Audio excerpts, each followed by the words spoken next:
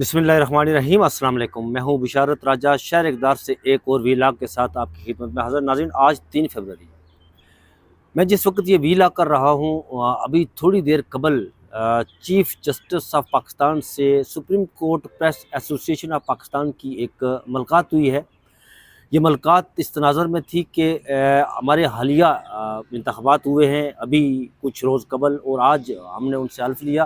حلف خیر ہم چیف جسٹس آف پاکستان نے ہم سے کہا کہ میں حلف لوں گا، لیکن تقریبی حلف برداری سے قبل ہمیں یہ میسج کنوے کیا گیا کہ آپ سے حلف جسٹس جمال مندوخیل لیں گے اور میں ان کے ساتھ بیٹھوں گا۔ حلف کے بعد نشست ہوئی سوالات جوابات کی۔ اس ملاقات میں کیا ہوا، چیف جسٹس آف پاکستان کو کہنا پڑا کہ میں بااختیار وزیر اعظم چیف جسٹس آف پاکستان ہوں، اور پھر انہوں نے خوش آئند قرار دیا جو اسلام آباد ہائی کورٹ میں جن ججز کا تبادلہ کیا گیا، ان کے سامنے سوالات رکھے گئے آئین کے آرٹیکل 200 کے تحت، اس کے بھی انہوں نے جوابات دیے اور بھی بہت ساری باتیں کی۔ اس بات پر آپ کو مکمل صورتحال سے آگاہ کریں گے۔ پھر آج سپریم کورٹ آف پاکستان میں ملٹری عدالتوں میں سیولین کا جو ٹرائل ہو رہا ہے، اس حوالے سے بھی کیس کی سماعت تھی۔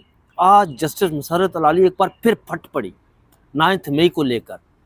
وہ آئینی اور قانونی سوالات اٹھائے جن کے جوابات وکلاء کے پاس نہیں تھے، جن کے جوابات وزارت دفاع کے وکیل خواجہ حارث صاحب کے پاس بھی نہیں تھے۔ اس پر بات کریں گے کہ انہوں نے کیا معاملہ اٹھایا، اور پھر عمران خان صاحب نے چیف آف آرمی اسٹاف کو خط لکھ دیا۔ اس خط پر بات کریں گے، خط کے وہ نکات آپ کے سامنے رکھیں گے، چیدہ نکات کہ انہوں نے چیف آف آرمی اسٹاف کو خط میں کیا کہا، وہ آپ کے سامنے رکھیں گے۔ سب سے پہلے میں آتا ہوں جو ملٹری عدالتوں میں سیولین کے ٹرائل کے حوالے سے جو کیس کی سماعت ہو رہی ہے۔ آج سلمان اکمل راجہ صاحب نے سابق چیف جسٹس جواد خواجہ کے وکیل خواجہ حسین احمد نے اپنے دلائل کنکلوڈ کیے۔ اس کے بعد سلمان اکمل راجہ صاحب نے اپنے دلائل دیے۔ ایک دلچسپ بات یہ ہے کہ جب خواجہ حسین احمد دلائل دے رہے تھے، جب انہوں نے دلائل اپنے کنکلوڈ کیا، ہمیشہ یہ ہوتا آیا ہے کہ جب کسی فریق کا وکیل اپنے دلائل مکمل کرتا ہے تو اس کے بعد یا ڈیورنگ دلائل بینچ سوالات اٹھاتا ہے، لیکن ان کی طرف سے بینچ کی طرف سے کوئی سوالات نہیں اٹھائے گئے۔ یعنی آپ کہہ سکتے ہیں کہ خواجہ حسین احمد نے، جو سابق چیف جسٹس جواد خواجہ کے وکیل ہیں، انہوں نے اپنے اتنے جاندار اتنے شاندار دلائل دیے قانونی اور آئینی نکات کے ساتھ کہ جس کا بینچ کے پاس سوالات اٹھانے کا کوئی موقع نہیں تھا۔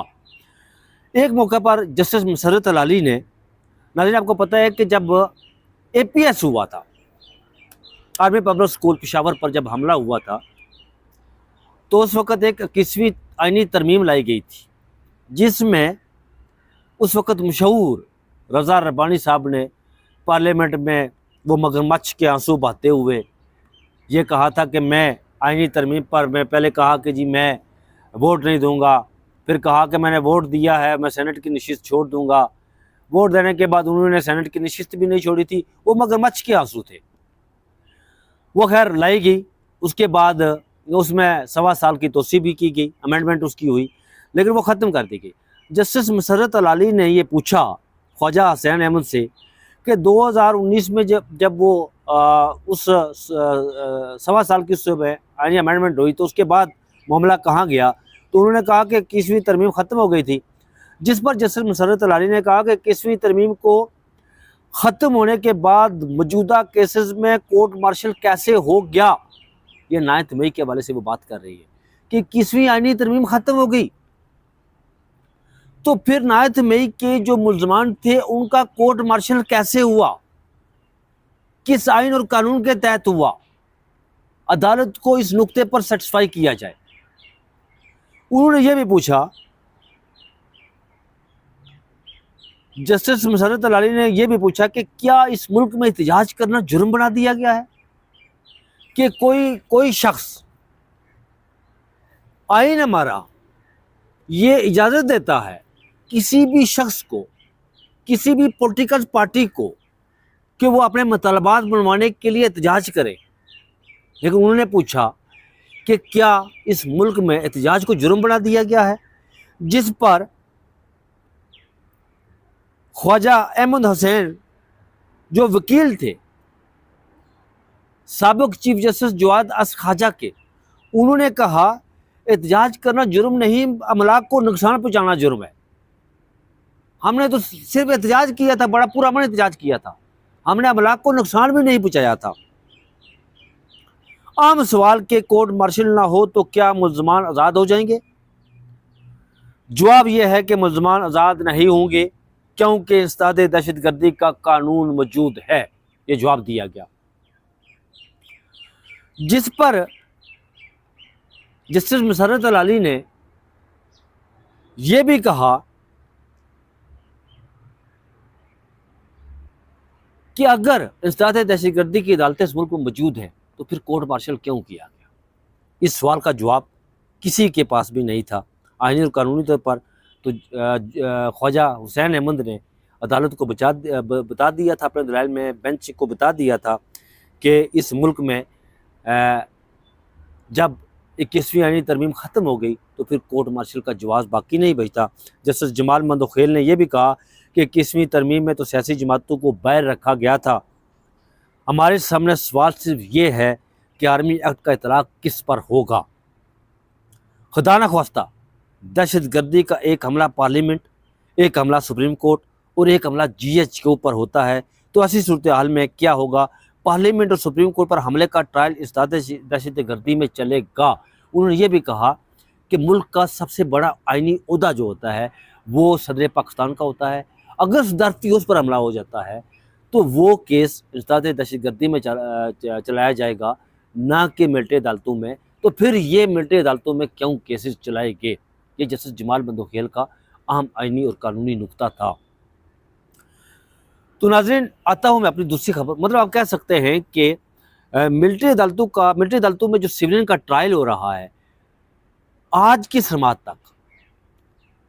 سماعت تک میری انڈرسٹینڈنگ یہ ہے کہ یہ بینچ اس بات پر، اس نقطے پر پہنچ چکا ہے کہ ملٹری عدالتوں میں سیولین کا ٹرائلز نہیں ہوگا۔ آج تک میری انڈرسٹینڈنگ یہ ہے۔ ناظرین، آپ کو یہ بھی بتائیں کہ جسٹس جواد اس خواجہ کے وکیل خواجہ حسین احمد نے آئینی بینچ کو مخاطب کرتے ہوئے کہا کہ یہ ملک دنیا کے سب سے بڑے وکیل قائد اعظم محمد علی جناح نے اپنی سٹرگل جد و جہد سے حاصل کیا۔ جہاں آئینی بینچ بیٹھتا ہے اس کے بالکل اوپر آئینی بینچ کے سربراہ جہاں بیٹھتے ہیں ان کے عین اوپر قائد اعظم محمد علی جناح کی تصویر لگی ہوئی ہے۔ خواجہ حسین احمد نے آئینی بینچ کو مخاطب کرتے ہوئے کہا کہ آپ کے بالکل عین اوپر محمد علی جناح کی، جو بانی پاکستان ہے، جو سب سے بڑے وکیل تھے، ان کی تصویر لگی ہوئی ہے اور یہ بینچ ان کے نیچے بیٹھا ہوا ہے۔ میں عدالت سے استدعا کرتا ہوں کہ ملٹری عدالتوں میں سیولین کا جو ٹرائل ہو رہا ہے اس کو وہ 5 رکنی بینچ جسٹس اعجاز الحسن کا فیصلہ برقرار رکھا جائے۔ جب وہ اپنے انہوں نے دلائل کنکلیوڈ کیے تو کسی کے پاس بینچ میں کسی کے پاس سوالات نہیں تھے۔ خیر، اس کے بعد سلمان اکرم راجہ صاحب نے اپنے دلائل دیے۔ سلمان اکرم راجہ صاحب نے خواجہ حارث صاحب کو، جو وزارت دفاع کے وکیل ہیں، ان کو مخاطب کرتے ہوئے بڑی طنز کیا کہ اتنے بڑے وکیل، میں حیران ہوں اس بات پر کہ وہ ملٹری عدالتوں میں سیولین کے ٹرائل کی حمایت کر رہے ہیں۔ بریگیڈیئر ایف بی علی کا بھی انہوں نے تذکرہ کیا۔ خیر، اس کیس کی سماعت کل تک ملتوی کر دی گئی۔ اچھا، میں اگلی اس خبر کی طرف آتا ہوں جو آج ہماری چیف جسٹس آف پاکستان سے ملاقات ہوئی ہے۔ اس ملاقات میں نے اہم سوالات اٹھائے، میرے باقی دیگر ساتھیوں نے بھی بڑے اہم سوالات اٹھائے۔ آئین کا آرٹیکل 200 پر بھی بات ہوئی وہاں پر۔ چیف جسٹس صاحب نے جب حلف لیا تو اس کے بعد انہوں نے کہا کہ سیشن جب اوپن کیا گیا سوالات جوابات کا، تو چیف جسٹس صاحب جیسے تیاری کر کے آئے ہوئے تھے گھر سے، انہیں پتہ تھا کہ مجھ سے اسلام آباد ہائی کورٹ میں جو ججز کا تبادلہ کیا گیا ان کے بارے میں سوالات ہوں گے، تو انہوں نے وہ پورا 2 پیپر لکھ کر لائے ہوئے تھے۔ انہوں نے آتے ساتھ وہ پڑھا، انہوں نے کہا کہ مجھے پتہ ہے جی کہ آپ اسلام آباد ہائی کورٹ میں جو ججز آئے ہیں ان کے بارے میں سوالات کریں گے، لیکن میں پہلے آپ کو بتا دوں انہوں نے یہ کہا کہ تعیناتی اور ٹرانسفر کو یعنی تبادلے کو مکس اپ نہ کیا جائے۔ ایک ایسا چیف جسٹس جو 26ویں آئینی ترمیم کا سب سے بڑا بینیفیشری ہے، جسٹس یحییٰ آفریدی، وہ کہہ رہے ہیں کہ تعیناتی اور تبادلے کو مکس اپ نہ کیا جائے۔ تعیناتی اور معاملہ ہے، تبادلہ اور معاملہ ہے۔ تعیناتی جب ہوتی ہے تو آئین کا آرٹیکل 200 کے تحت وہ حلف اٹھاتا ہے، جب تبادلہ ہوتا ہے تو پہلی ہائی کورٹ میں اسے حلف اٹھایا ہوتا ہے، وہ وہاں آتا ہے تو اس کی سینیٹی وہاں سے شمار ہوتی ہے۔ ناظرین، اس موقع پر انہوں نے سینیٹی کی بھی بات کی، انہوں نے کہا کہ رہی بات سینیٹی کی تو وہ معاملہ میرے پاس آئے گا تو میں اس کو دیکھ لوں گا۔ انہوں نے یہ کہا کہ آپ اس پر تنقید نہ کریں جی، اسلام آباد ہائی کورٹ میں جو ججز آئے ہیں آپ اس پر تنقید نہ کریں، آپ انہیں خوش آئند قرار دیں، کیونکہ وفاق بلوچیوں کا بھی ہے، سندھیوں کا بھی ہے، خیبر پختونخوا کا بھی ہے، پختونوں کا، اور پنجابیوں کا بھی ہے۔ یہاں پر ہر جج کو آنا چاہیے صوبے کو۔ تو جو پہلے سے اسلام آباد ہائی کورٹ میں جسٹس باب محمد طاہر بلوچستان کے، جسٹس طارق محمود جنگیری پنجاب کے، چیف جسٹس عامر فاروق پنجاب کے، جسٹس بابر ستار اسلام آباد کے، جسٹس میاں گل حسن اورنگزیب خیبر پختونخوا کے، جسٹس سمن رفعت امتیاز صوبہ سندھ کی نمائندگی تو پہلے سے موجود ہے۔ جب ان سے پوچھا گیا انہوں نے یہ کہا کہ سینیٹی والا معاملہ میرے پاس آئے گا جی، میں اس کو دیکھ لوں گا۔ مطلب 10 فروری کو جوڈیشل کمیشن کا جو اجلاس ہو رہا ہے اس میں وہ کہہ رہے ہیں کہ سینیٹی کا معاملہ میں اٹھاؤں گا، کہ اسلام آباد ہائی کورٹ میں سینئر پیونی جج جو ہیں جسٹس محسن اختر کیانی ہے، جنرل سرفراز ڈوگر جو ہے سینئر پیونی نہیں ہے، تو پھر وہ کہیں گے کہ میرا ووٹ جو ہے وہ جسٹس محسن اختر کیانی کے ساتھ ہے، میں انہیں سینئر پیونی جج مانتا ہوں اور آپ ووٹنگ کر لیں۔ تو جوڈیشل کمیشن میں اکثریت تو حکومت کے پاس ہے، وہ کہیں گے نہیں وہ تو سینئر پیونی جج نہیں ہے جی، وہ تو جنرل سرفراز ڈوگر صاحب سینئر پیونی جج ہے، تو پھر وہ وہاں ڈکلیئر ہو جائے گا نا کہ وہی ہیں۔ روسٹر جاری کیا گیا، اس میں سینئر پیونی لکھ دیا گیا، انہیں بینچ نمبر 2 الاٹ کر دیا گیا۔ تو چیف جسٹس صاحب آپ کہاں کی بات کر رہے ہیں؟ یہ پہلی دفعہ ہوا ہے کہ آئین کا آرٹیکل 200 جو ہے وہ ظاہر ہے اس کی تشریح عدالت نے کرنی ہوتی ہے، اور آپ اس پر حضور والا آپ اس پر ریمارکس دے رہے ہیں، وہ معاملہ آپ کے پاس آئے گا۔ اب پہلے سے اس پر ریمارکس دے رہے، میں نے ان سے پوچھا، میں اپنی بات کر رہا ہوں، میں نے سوال ان سے کیا کہ آپ کے ساتھ جسٹس جمال مندوخیل یہاں بیٹھے ہوئے، ہمارے وزیر اعظم جو ملک کے چیف ایگزیکٹو ہے، جو باس ہے چیف آف آرمی اسٹاف کے، جو پاکستان کی تینوں مسلح افواج کے باس ہے، وہ بلوچستان جاتے ہیں، سردار اختر مینگل صاحب ان کے سامنے لاپتہ افراد والا معاملہ رکھتے ہیں، تو چیف ایگزیکٹو صاحب یعنی وزیر اعظم صاحب کھڑے ہو کر تقریر کرتے ہیں اور کہتے ہیں کہ میں بااختیار لوگوں سے پوچھ کر آپ کو بتاؤں گا۔ تو سر کیا آپ کے پاس 26ویں آئینی ترمیم آنے کے بعد آپ کے پاس جو اختیار ہے وہ وزیر اعظم والا ہے یا آپ بااختیار ہیں، یا آپ بااختیار لوگوں سے پوچھتے ہیں؟ تو انہوں نے ایک دم سے کہا نہیں میں بڑا ہی بااختیار چیف جسٹس آف پاکستان ہوں جی، میرے پاس جو اختیار ہے نا وہ آئین اور قانون کے مطابق پورے ہیں، میں بڑا بااختیار چیف جسٹس آف پاکستان ہوں۔ اور آپ دوسری طرف نجی محفل میں کہتے ہیں کہ بہت سارے معاملات ایسے ہو جاتے ہیں جس کا مجھے پتہ ہی نہیں ہوتا، یہ اختیار ہے ان کا۔ پھر جسٹس جمال مندوخیل نے مجھے آج کہا کہ جی آپ بڑے غصے میں رہتے ہیں، آپ ٹویٹ کرتے ہیں، وی لاگ میں سنتا ہوں آپ کا، بڑے غصے میں سوالات اٹھاتے ہیں۔ میں نے ان سے کہا کہ سر میں بحد احترام یہ کہنا چاہتا ہوں کہ میرا تعلق کشمیر سے ہے، اور میرا تعلق جس ضلع سے ہے آپ بخوبی جانتے ہیں کہ اس ضلع کے لوگ زیادہ تر جو ہے وہ یورپ میں اور UK، امریکہ اور کینیڈا ہے، تو میرا تعلق اس ضلع سے ہے، اور چونکہ میری فیملی کا ایک بڑا حصہ بھی باہر ہے، تو میں جب یہاں کے حالات دیکھتا ہوں تو میں کوٹتا ہوں، میرا خون جلتا ہے۔ میں نے انہیں کہا کہ عدلیہ کی تباہی کی بنیادی اینٹ جو رکھی تھی نا وہ قاضی منیر نے رکھی تھی، اور سابق چیف جسٹس قاضی فائز عیسیٰ جب ریٹائر ہوئے تو انہوں نے نیچے اس کا قبرستان کا افتتاح کر کے گئے، تو انہوں نے کہا کہ میں، جسٹس جمال مندوخیل نے مجھے ہنستے ہوئے کہا کہ میں اس طرح ہاتھ باندھ کر، انہوں نے کہا کہ میں اس پر بات نہیں کروں گا، میں آفٹر ریٹائرمنٹ گھنٹوں تیرے ساتھ بیٹھ کر اس پر مکالمہ کروں گا۔ تو میں نے کہا سر، انسان وہی ہوتا ہے جب اس کے پاس پاور ہوتی ہے، جب اس کے پاس اختیار ہوتا ہے، جب اس کے پاس مہارت ہوتی ہے، تو وہ مہارت کے چھن جانے سے بے خوف ہو کر، اختیارات کے چھن جانے سے بے خوف ہو کر بات کرتا ہے، سچ کہتا ہے۔ لیکن کیا اس وقت بات کریں گے جسٹس جمال مندوخیل؟ انہوں نے مجھے کہا کہ نہیں، میں ایسی بات جو ہے وہ آفٹر ریٹائرمنٹ ہی کروں گا، ابھی اس وقت حالات ایسے ہیں کہ مجھے اجازت نہیں دیتے کہ میں اس پر بات کروں۔ تو ناظرین، تیسری خبر یہ ہے کہ یہاں پر اسلام آباد ہائی کورٹ کے جو تینوں بار کونسلز ہیں، ڈسٹرکٹ بار کونسل، اسلام آباد ہائی کورٹ بار ایسوسیشن اور اسلام آباد بار کونسل، تینوں نمائندہ وکلاء کی جو تنظیمیں ہیں، انہوں نے آج ایک کنونشن کا انعقاد کیا۔ اس میں بڑے سوالات اٹھائے۔ ایک وکیل صاحب کا کہنا تھا جب ہم بچے تھے تو آپ کی گاڑیوں کے پیچھے دوڑتے تھے، ہم آپ کو قدر کی نگاہ سے دیکھتے تھے، آپ نے ہمیں بے گھر کیا، آپ نے ہمیں توڑنے کی کوشش کی، ہم ٹوٹے نہیں، ہم بے گھر تو ہوئے، لیکن آج چوک چراہوں گلیوں میں ہر جگہ آپ کے خلاف جو آوازیں اٹھ رہی ہے، اس کا ذمہ دار کون ہے؟ ہم کسی صورت میں باہر سے آنے والے جو ججز ہیں انہیں قبول نہیں کریں۔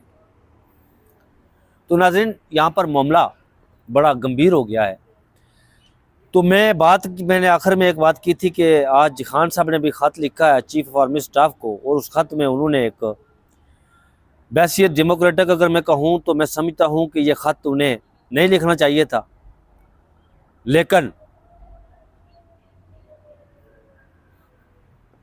انہوں نے کچھ 6 نکات بیان کیے اس پر۔ انہوں نے کہا کہ ہماری فوج روزانہ قربانیاں دے رہی ہے، خط اس وقت ضرورت ہے کہ پوری قوم کے ساتھ کھڑی رہے، فوج تبھی کامیاب ہوگی جب عوام ساتھ کھڑی ہوگی۔ انہوں نے یہ بھی لکھا کہ سابق وزیر اعظم پارٹی کے سربراہ کی حیثیت سے میں خط لکھ رہا ہوں آپ کو،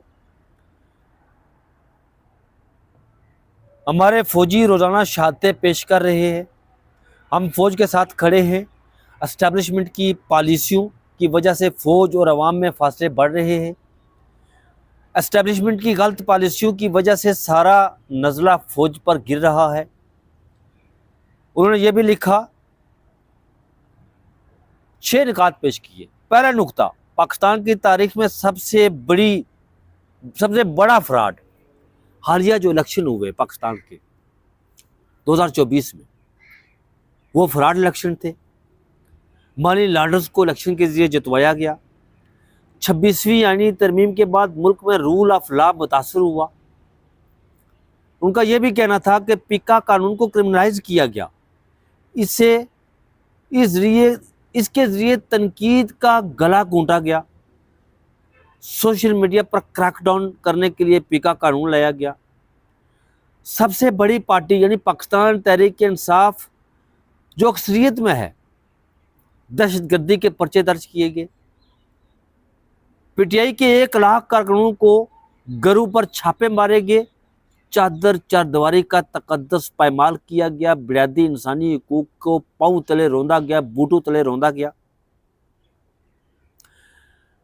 صحافیوں کو دھمکیاں دینے سے سارا نزلہ فوج پر گر رہا ہے۔ اس ساری صورتحال سے ملک کا نقصان ہو رہا ہے۔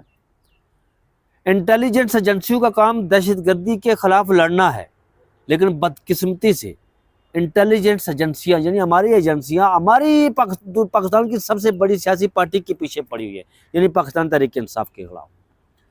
ملک کی اکانومی گھٹنوں پر ہے، حکومت نے روپیہ کی قدر رو کر اکانومی کو متاثر کیا۔ موجودہ دور میں ملک میں سب سے کم سرمایہ کاری ہوئی ہے، سرمایہ کاری رول آف لا کے بغیر ممکن نہیں۔ ہمارا آئی ٹی سیکٹر گروتھ نہیں کر رہا کیونکہ حکومت نے انٹرنیٹ بند کیا ہوا ہے۔ یہ ملک ہمارا ہے، ہمارا جینا مرنا یہاں ہے، ہمارے ملک کا مستقبل خطرے میں ہے۔ انہوں نے یہ بھی کہا کہ جنید اکبر جو ہے وہ 28 سال سے، یہ انہوں نے گفتگو کی، ویسے یہ خط میں ذکر نہیں ہے لیکن گفتگو کی انہوں نے کہا کہ جنید اکبر 28 سال سے پرانا پاکستان تحریک انصاف کا ورکر ہے اور علی امین گنڈا پور سے بھی سینئر ہے۔ علی امین کے پاس پارٹی امور چلانے کے لیے وقت نہیں، اس لیے پارٹی صدارت میں نے جنید اکبر کو دی۔ انہوں نے یہ بھی کہا کہ اگر فوج کہتی ہے انتشار نہیں چاہتے تو میں بھی کہتا ہوں انتشار نہیں ہونا چاہیے، لیکن بحیثیت ڈیموکریٹک میں کہتا ہوں کہ خان صاحب کو خط کے ذریعے فوج کو یہ کہنا چاہیے تھے کہ وہ اپنی آئینی ڈومین میں واپس چلے جائیں، بیرکو میں واپس چلے جائیں۔ خیر وہ تو روزانہ کی بنیادوں پر وہ گفتگو بھی کرتے ہیں میڈیا پرسن سے اور یہی کہتے ہیں انہیں، لیکن یہ خط بھی لکھا گیا ہے۔ یہ تھی آج کی تمام تر صورتحال۔ یہاں اسلام آباد میں لمحہ بہلمہ کوئی پتہ نہیں ہوتا ہے جی کہ میں ابھی یہ ویلا کر رہا ہوں تو آنے والے چند منٹوں میں کچھ معاملات بالکل یکسر بدل جائے۔ اب تک کی صورتحال یہ تھی جو میں نے آپ کے سامنے رکھی، اور جو چیف جسٹس آف پاکستان نے جس طرح تصدیق کی، انہوں نے مورے تصدیق ثبت کی کہ ہاں میں سب سے بڑا سہولتکار ہوں۔ 26ویں آئینی ترمیم آنے کے بعد جو عدلیہ کا گلا گونٹا جا رہا ہے، جو عدلیہ کی آزادی سلب کی جا رہی ہے، عدلیہ پر سے عوام کا جو اعتماد اٹھ گیا ہے، مجروح ہوا ہے، اس کا سب سے بڑا سہولتکار میں ہوں۔ چیف جسٹس نے آج کھلے الفاظ میں، باشکاف الفاظ میں اس کی تصدیق کی ہے۔ تو ناظرین، یہ چینل آپ کا اپنا چینل، آپ ہمیشہ مجھ سے محبت کرتے ہیں، میں آپ کی محبتوں کا مخلوق ہوں۔ چینل کو سبسکرائب بھی کیجیے گا، یہ میں آپ سے التماس کرتا ہوں، اور لنک شیئر بھی کیجیے گا، ٹیلی کا بٹن بھی دبائیے گا۔ میں آپ کے لیے ہمہ وقت دعا گو رہتا ہوں۔ اللہ تعالیٰ آپ کو سلامت رکھے، شاد و آباد رکھے، مجھے اپنی دعاؤں میں یاد رکھیے گا۔